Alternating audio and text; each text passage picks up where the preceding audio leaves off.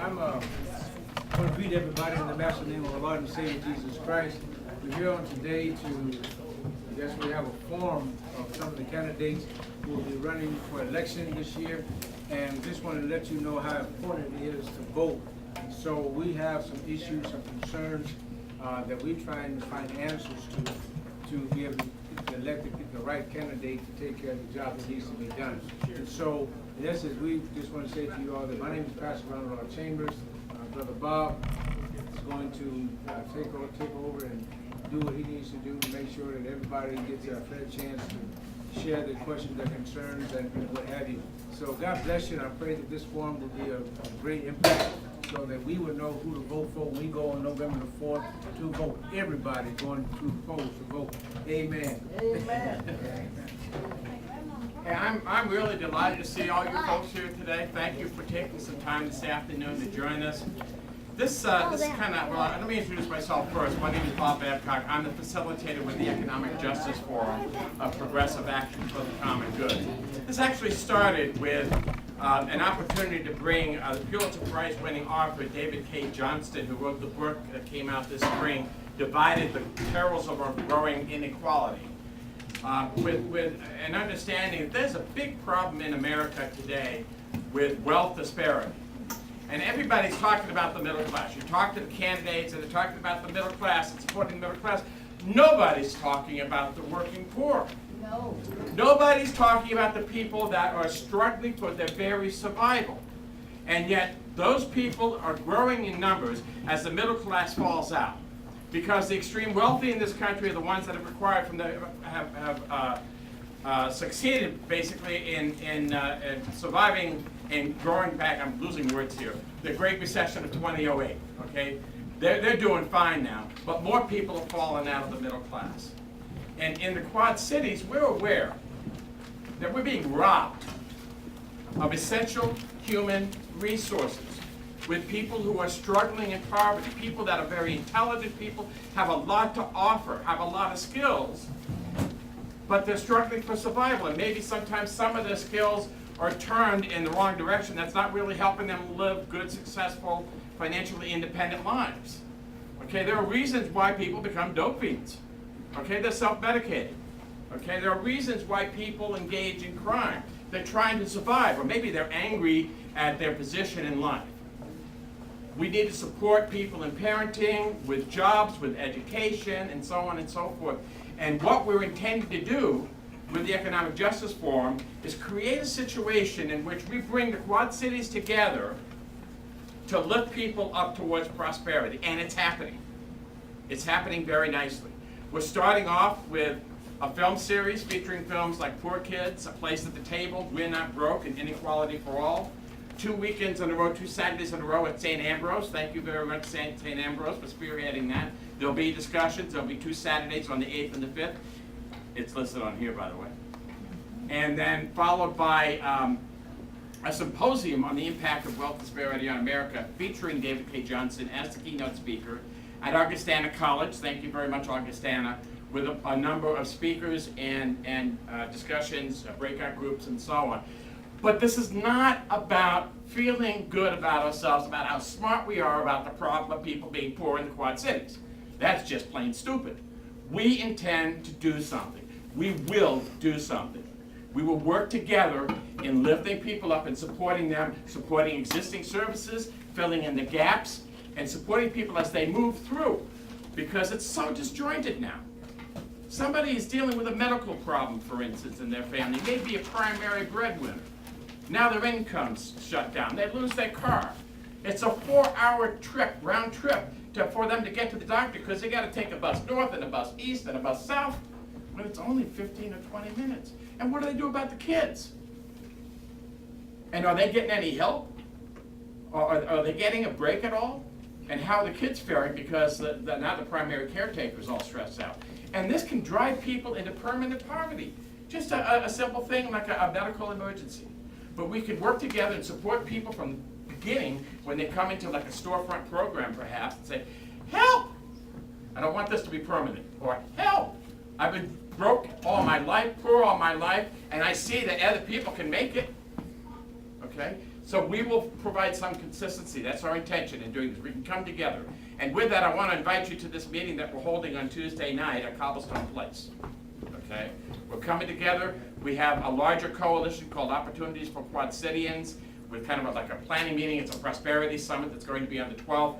That's primarily for stakeholders and people who plan to take an active role. We need everybody in the Quad Cities to address this problem. So I'm calling around, organizing people, bringing people together, and my good friend Sheila Burridge, many of you probably know her, said, you gotta talk to Pastor Chambers. He's red hot wanting to do something about this, and he wants to see action. So I finally connected with him. He's a busy guy, as you can imagine. And he says, well, that's all well and good, Bob, but we got this election coming up. And people gotta get out to vote. And there's a lot of people who figure, oh, my vote doesn't count. I mean, they never do anything for me, and you know he's right. A lot of people feel that way. We've got a do-nothing Congress that had 50 votes on the Affordable Care Act trying to squash it, the leaders of which met the first inauguration night of Barack Obama, while Michelle and Barack were dancing at the inauguration. They were meeting less than a mile away. Mitch McConnell, Eric Kander, Frank Luntz, figuring out how to make sure that he didn't finish his first term. And there have been forces at work trying to undermine the success ever since.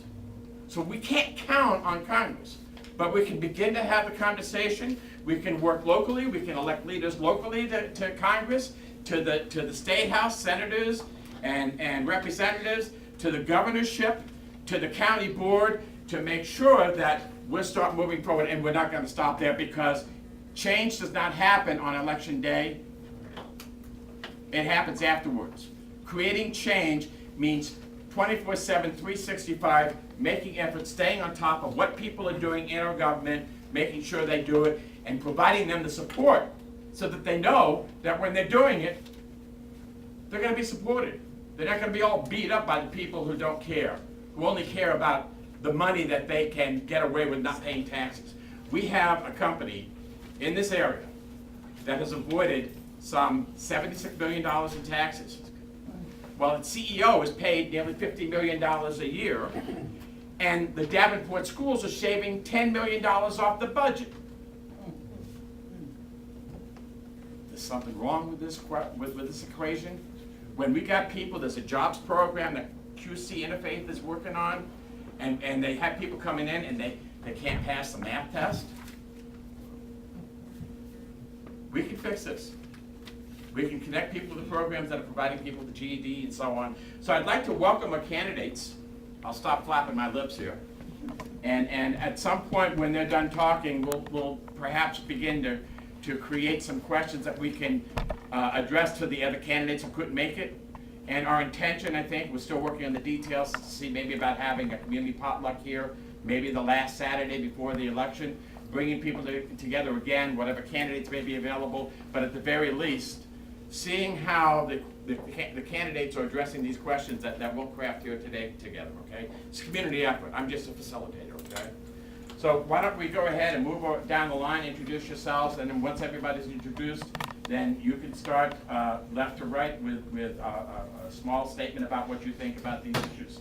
Well, since it's a simple introduction, my name is Jonathan Narcisse. I'm from Des Moines, Iowa. I'm an independent candidate for governor running on the Iowa Party ticket. I used to serve on the Des Moines School Board, so education is a passion of mine. I also had the unique opportunity to work on Capitol Hill in Washington, D.C. years ago, and as an outreach coordinator for a drug and alcohol treatment center.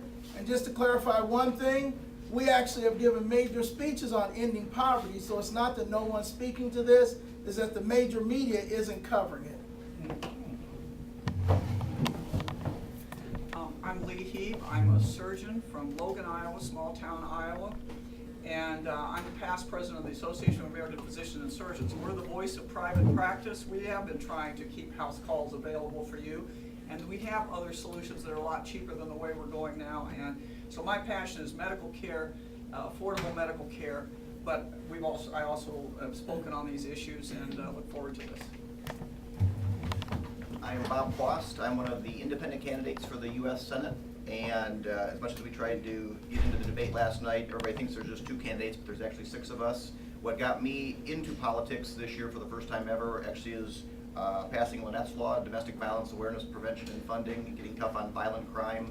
And I went to my congressman who last night said, Bruce Braley was quoted saying that if you have a good idea, he'd open any good idea. I brought this idea to him 3.5 years ago. I've never met the man. I tried to get to him last night and he ran away because he doesn't want to really address domestic violence. That's a personal passion that got me into the race. I'll come back and talk about some other solutions beyond that, but that's Domestic Violence Awareness Month. You all have purple bracelets, and I wrote a book about it as well, Life 101, which you have in my bookmark, so you can learn a little bit more about what got me motivated to help solve that problem and many more problems, including the working poor. Good afternoon. I'm State Representative Cyndi Winkler, House District 90 in Iowa. This is my district. My district starts at Mount Street and the river, the Mississippi River, and follows a slice across Davenport into Buffalo, the end of the county line. I'm happy to be here this afternoon. I have worked on the state level for income equality, civil rights, access to quality education for all of my career, and I'm happy to be here to listen and to work with you. Bill Cusack, Scott County Supervisor. Thank you for inviting me. I've been around a while, and my first elected position was Davenport Park Board back in 1973. There were 2 other members. One of them was Cy Roberts. Cy Roberts and I kind of teamed up, and while we let the outlying parks, which had been receiving most of the funding, as good as they were, the status quo, we put our emphasis into the inner city. And I think Cy and I made a difference at that time. But it wasn't long after that that I realized that the real power with the park board, since we had to go to the city council to get our budget approved, was on the city council. So I was into 2 years into my 6-year term when I ran for the Davenport Alderman at Large and was successful. In my tenure there, I partnered up with Alderman Bob Smith, who was the alderman in the 3rd Ward here, and I think we made a difference in the downtown area and in this inner city area. Within 2 years after that, longtime treasurer Ken Gaines died, and I made my desires known to the county board that I'd be interested in being appointed Scott County treasurer, and they appointed me, and I was elected and re-elected several times. At the end of 1994, when my term was up, my last term as treasurer was up, my wife was having difficulties with her heart, and we decided to relocate to Arizona. She had a miraculous turn, and so we returned in 10 years, and a few years after returning, I ran for the Scott County Board, which was in 2010, and I was successful then. And now I'm asking for your vote again this year. I think the county board has been receptive to and does a lot for the community. Every county in Iowa has statutory requirements that they must live up to, and I'm sure they're all doing it. But it's what goes on over and above that that makes the difference. And I think Scott County does that. We have a lot of subsidies we give out. We support authorized agencies. We've been heavily supportive of the Vera French facility and the Handicap Development Center. We have supported the Quad Cities First, which is doing everything they can to bring jobs in here. We support the GDRC in Davenport, the Greater Davenport Redevelopment Corporation, which is in charge of the land out there at I-80 and Northwest Boulevard, where the new Loves just went in, and many other industries. There's now a railroad out there. Hopefully, it'll be running one of these days. And so we are involved in community development, which means jobs, and that's our bottom line. So thank you for having me here today, and I look forward to any questions later. My name is Ruth Smith. I'm running for the U.S. Senate as an independent candidate. I come from South Central Iowa, Lamoni, a small rural town. Graceland University is there, if anyone's familiar with that university. I'm a physical therapist. I've been a business owner. I've been a teacher. I've been a coach. I think one of the advantages that I have for public service is that I have kind of a well-rounded professional experience, which I think brings lots of good perspectives. I started kind of, I guess, being interested in politics or leadership, more concerned about leadership when I started dealing with our state government, and felt like leadership, including some of the state departments, weren't really in touch with the real world. And at that point decided to pursue a master's degree in public policy, and since then, this passion has gotten the best of me. If I were forced, even though there's lots of national issues that are huge to all of us, if I were forced to pick three, which I've been asked to do that, my biggest one is the money corruption in campaign fundraising. The second one is our national debt and how we manage money. The third one is unequal opportunity. So this topic here, and we talk about equal opportunity in America, and it's a very complicated issue on how to mesh personal responsibility with a society's responsibility for each other, for community kind of support. It's complicated. But if we really mean what we say about equal opportunity, then we have to take a serious look at this. So I so appreciate the topic and the opportunity, and I look forward to hearing some good ideas myself. Let's give these folks a round of applause for coming out and joining us this afternoon. Thank you. I'm so glad to do that. And while I flap my lips a little more, think about some questions you may want to ask them about issues that are important in the community regarding people moving towards prosperity, the barriers that they may face, and so on. But while I do this, let's have a hand. Who do we have for gubernatorial candidates here? Okay, and state candidates? State rep or Senate? Okay, U.S. Senate? Okay, and county board? There you go. So we have a wide variety, and I do have to say that it's kind of a shame that our democracy is thwarted when people are left out of debates and left out of the public eye. I've been watching this for a number of years. I've run campaigns all the way from school committee on up to congressional campaigns. And what I've seen is that the people who get the attention are the people who raise the money to buy the ads. And that's who gets the attention. What I've seen in recent years is that we have only 6 outfits that control 95% of the media. I don't know, if you ask me, I think we're getting brainwashed. And I think there's a lot of information that's being left out.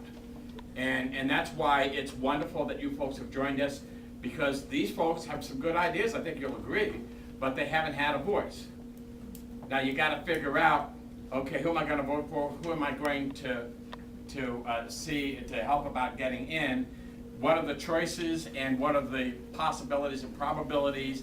And if I vote this way, that, and so on. And maybe next time we get together, we'll have some conversation about that. Okay, but what they're saying here today has been important, I think you'd agree. So what kind of questions have people come up with while I've been talking about those? We're gonna get the microphone. I'm sorry? You had to introduce I had yourself. a sense that that was opening statements, No, but, no, that's okay, not us. go for it, my friend, and think about the questions. Okay. What, 2 minutes, 3 minutes? Oh, we'll cut you off.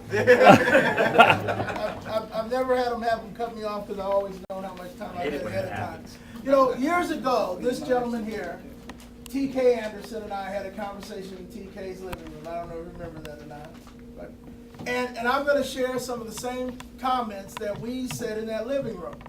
There comes a point as a community when you have to realize that no one will do for you what you must do for yourself.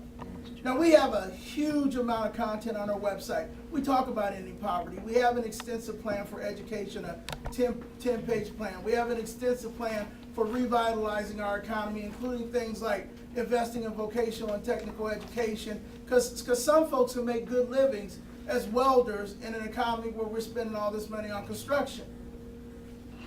But at the end of the day, all the ideas about what others ought to do for us are meaningless in a culture that is controlled by powerful, vested, and corrupt elements. The gubernatorial race is the single best example of that. Governor Branstad's biggest contributor, who after he bought his way onto the Board of Regents, raised tuition on students, took a $500,000 no-interest loan, and is fear-free that he will be criticized by Governor Branstad's opponent because it's his business partner. Jack Hatch is Bruce Rastetter's business partner, who is Branstad's biggest contributor, so we see speeding troopers and hear about yawning kittens instead of the travesty of a man accepting a $500,000 no-interest loan after buying his way onto Regents. Because it's fixed. The game is fixed. So they're not going to solve our problems. The Democrats control the Senate and Hieb, and the Republicans control Terrace Hill in the House, and Farm Bureau always gets what it wants, and the Chamber always gets what it wants, and the Republicans and Democrats are told that they're supposed to garrote and stab each other to death because somehow there's this partisan and ideological divide that does not exist. It's not about Republicans and Democrats. It's about a powerful, vested, small group of individuals controlling the money and the power and getting the rest of us to fight each other while they line their pockets, or as I like to say, feed from the trough from which they constantly have us fill, regardless of our ideological slant. So the Iowa Party is not about Republican or Democrat, it's about accountability. Now for those of you who believe that we cannot create change, we face a much less formidable opponent in this state than those who wanted to expand slavery north in the 1850s. On February 28, 1854, about 50 people without the benefit of any of the kind of technology we have got together, and those 50 people formed a movement that 6 years later would elect this man. Some of you, if you don't think that a small, focused, disciplined group can make change, just keep this penny. We can, but we have to be realistic. Frederick Douglass said, I wasn't sure whether to quote Ice-T or Frederick Douglass. Frederick Douglass said, the limits of tyrants are prescribed by those whom they oppress. In other words, if you want to know why Davenport continues with high poverty, 62% of the families in this community cannot feed their children without the government. If you want to know why all of your schools are failing at the high school and middle school level, if you want to know why this community leads the state in issues like drugs and violence, is because the folks in this community have not come together against entrenched power and said, stop it. And this is where the Iowa Party comes in. Because with just 2% of the vote, we create a weapon that we've been constructing over a 5-year period that can transform this state. Not because we challenge traditional Republicans and Democrats, but because we have the power to say, judges, we're going to hold you accountable. School boards, city councils, county supervisors, we're going to hold you accountable. And even legislators, not through the traditional way, but if Craig Paulson and Mike Bronstone and Cyndi over there don't do her job, we're going to primary them when they're most vulnerable. And we've done that before, a decade ago, and we're very successful. This time we know what we're doing. Hi, Joe. Been a long time. We're back. So we need your vote. Let's be honest. Unless something miraculous happens, aided by the Hatch campaign, Governor Branstad is going to be reelected.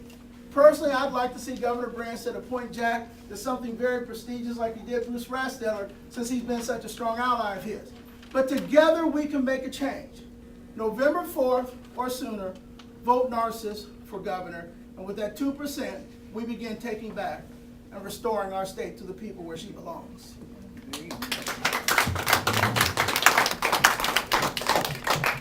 Well, thank you for inviting me. I'm honored to be here. And I always get put after Jonathan, which really isn't fair. I guess I just dittos. You know, I'm not here as a politically correct candidate. If you expected political correctness, you got the wrong person. But then again, I think we could say that for these guys on your side of me. you know, we're in a church, and I remember years ago I watched a thing on TV, and it was a roundtable economic discussion, and there was a Baptist minister around this table.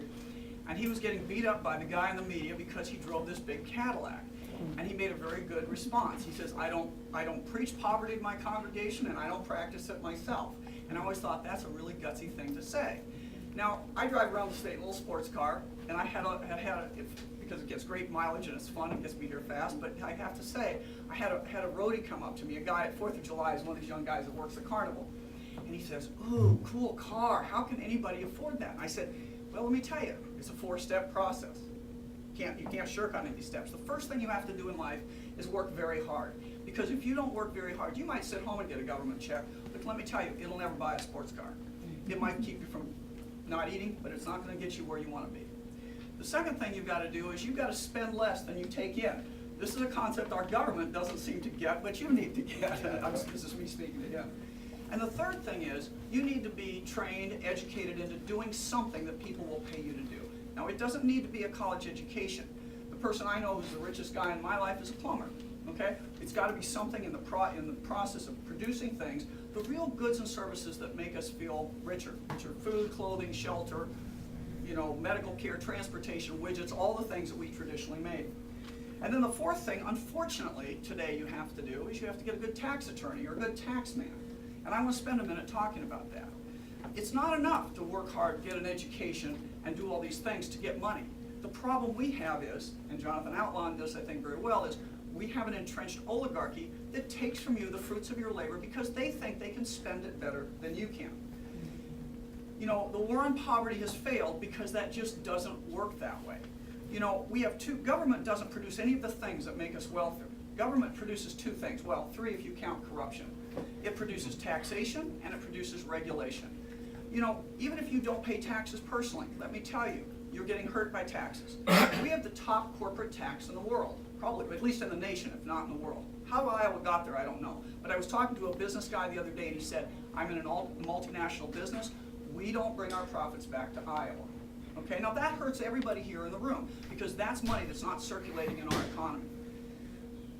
Personal taxes, we're on the top 5 of personal taxes now, and then we pay cigarette taxes, gas taxes, property taxes. Again, even if you don't pay it personally, you're paying for it in your rent, in your food, in everything you buy.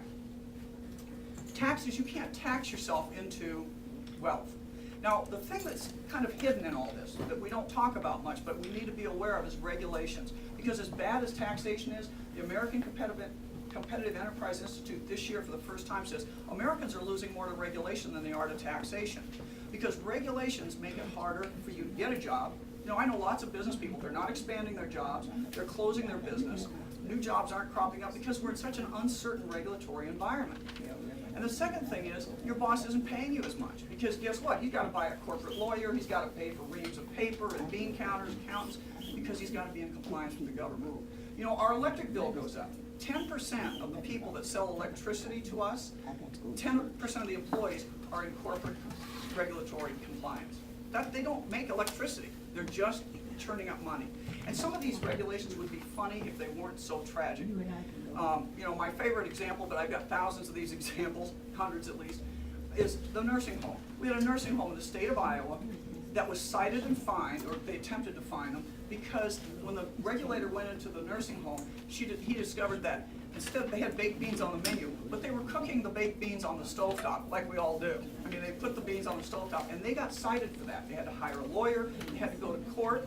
Now that's money that's not taking care of grandma in the nursing home. That is totally wasted effort.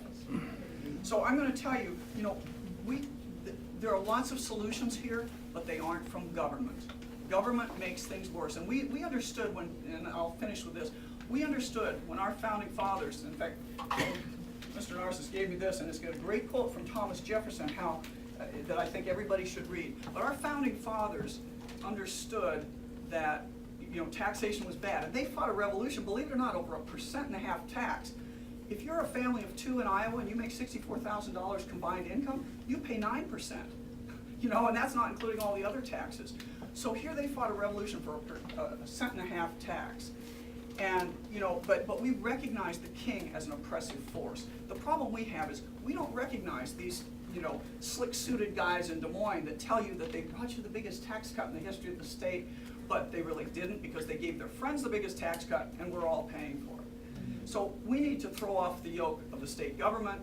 What you need to get ahead economically is freedom, and that's why I'm here as a libertarian. And I don't want the government, I don't think the government can spend your money better than you, and I don't think that the government should be in the position of taking it and redistributing it. And here's my one little visual. This is you've seen this commercial about drugs. This is your wallet, and this is your wallet on government. Any questions?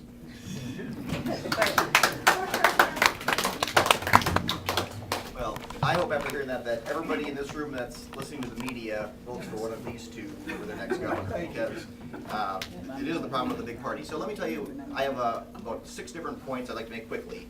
Number one, the key to your success, to everyone's success, is education. I'm inspired by a person. If you don't know who Dr. Ben Carson is, I got to meet him at his book signing at Barnes & Noble. I gave him a copy of my book, and I bought every one of his books.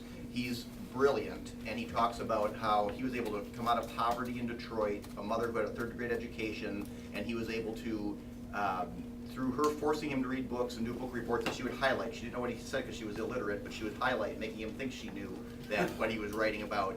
But he became a neurosurgeon. I mean, he's a literal brain surgeon who is, transforming lives. He's a great inspiration, but he comes back to education is the key to his success and everybody else's success. I'm the department chair over 5 of the 8 programs at Brown Mackie College, and most of my clients are my students. I have 150 students. They are the poorest of the poor. They come to us after they've tried to get into the other colleges and couldn't get in, and I'm inspired by a lot of them. A lot of them work 2 jobs, 3 jobs. They don't want to be working minimum wage jobs. They want to have success, and it's a privilege to have those students. Second thing is work opportunities. And I'm going to address something that's totally politically incorrect, and it's a lie that's been told that, and the thing is, global warming. Everybody you look like you have 2 heads if you say that you don't buy into being carbon taxed to death. Bruce Braley and a lot of people on both sides were all for a carbon tax. A carbon tax doesn't solve any solutions. It just taxes everything we make, everything we do. And I used to buy for 21 years all the fuel from Mid-American Energy Company. And there was a great job. We had a rate freeze, and we had the longest rate freeze in the country, 16 years, from 1995 when I started my job, buying low sulfur, clean Powder River Basin coal to make cheap electricity, and our rates did not change until after I was gone from Mid-American in 2011. And so we had a 16-year rate freeze with an 8 cent per kilowatt hour rate. It's since gone up to double digits, and it's going to keep on going up because Mid-American has now bought in, and again, I believe in wind turbines. They lead the nation in wind turbines, but they're not free. They go into your rates as ratepayers. They go into taxes with a production tax credit, which is fine, because I believe in all of the above strategy, but you have to be honest about fossil fuels. And here's the thing, we're in a church. When I was at the campaign yesterday, I went up to the folks from NextGen, is the billionaire who made his money from fossil fuels, who backs Bruce Braley, and is against the Keystone Pipeline. And I said, well, do you guys realize that your boss, who bought you the orange t-shirts you're wearing, made all of his money and is still invested in coal to China, where now China's making all the products that we buy here at Walmart. I said, so I'd rather have the coal burned cleanly. Next to Alcoa is a plant that's being shut down next year. We'll never burn coal again because of Bruce Braley's war on coal. And it's Riverside Generating Station, 80-year-old plant. It's one of the cleanest plants in Iowa. It's being turned into a gas peaking plant. It'll never burn coal. It used to give cheap steam to Alcoa, creating jobs, and everybody says coal is evil. Coal produces about 80% of all the electricity in Iowa, the baseload energy that you need for jobs that are high-paying and industry to be successful here. And the other 20% of that is baseload is nuclear, which has no carbon. And Mid-America tried to do new nuclear, and they were turned down because people are scared of it, even though new nuclear is more like a cell phone technology versus the old rotary dial phone with the old nuclear. So it comes back to coal produces most electricity in the state of Iowa. The Google factory spent $1 billion on their biggest server farm in the world in Council Bluffs next to the coal plant by design. I've talked to the Google folks. That's why they built it there, because it's 24/7 baseload energy. Nobody wants their internet 1/6 of the time when the wind turbines are blowing. So you have to be able to believe in coal, and here's why I believe in coal. Because God created man in my mind, and as we exhale CO2. All those green things inhale CO2, that's their food. So unless God really screwed up, I think that he made a manageable thing with CO2, and CO2 represents about 1/25 of 1% of our atmosphere. So I don't think we're all gonna die, as Al Gore would like you to believe. So understand about global warming before you buy into it, because the poor will be the most hurt by a carbon tax. A carbon tax will affect everything you buy. It'll, whether it's produce at the grocery store or any widget, so you have to understand that. So do your research. All the scientists that agree aren't scientists. They're people paid by the government to say something that's been a foregone conclusion. It was a little cold last winter, and now they say global cooling is from global warming, and it's, there's a lot of political stuff in there. So do your research, please, on that. I encourage, again, instead of the government solving every problem, I believe in faith, I believe in family, and I believe in friends. Those are the people who can really help you when you need help. The government is usually the last one to arrive to help you out. I talked about domestic violence awareness, my book, and I give free copies of this book to any person who's ever been adversely affected by domestic violence. I've given away thousands of copies. I've sold quite a few copies as well to pay for the copies that I give away. Hey, But, Bob. yes, okay, but let me tell one other thing. On, I believe in term limits for one key reason. Term limits get rid of the corruption that we have with both parties, and you need to think firmly about who do you keep re-electing, because you want somebody to have a different idea and a different solution than what we've got today. Thank you. Can I ask you before you go, Cindy? Because there's some nice food over here, and so I just wanted to think, if we can, to take a break for a minute, just to take in what the other candidates have already said. We come over and lunch on a little bit of it, then we'll come on back to everybody else. Is that all right? There we Is go. that okay? You want to do that now before Cindy talks, Yes, or? yes, sir. Yes, sir. Okay. So, So, take 5. Take 5. Sorry?